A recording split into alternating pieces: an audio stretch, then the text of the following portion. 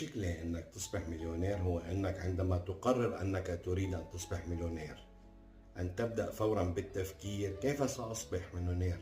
في الواقع الفكرة التي ستجعلك لا تأتي فجأة، لذا تصبح محبط ولا تصبح مليونيرا وتبدأ بصنع الأعذار، مثل أظن أن هذه ليست مشيئة الله، أو بمجرد أن تأتي الفكرة سأجني $1,000,000 لا يمكنك التفكير في كيف تجني $1,000,000. توقف. أتعلم أنك إذا كنت تعرف كيف تجني $1,000,000 ما اليوم الأربعاء ألن تجنيها بحلول يوم الجمعة؟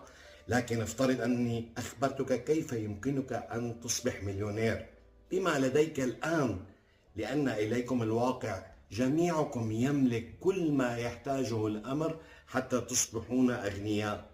أنتم فقط لا تؤمنون لا بأنفسكم ولا بالله الرزاق. فلا تنسوا أبدا إن الله هو الرزاق ذو القوة المتين.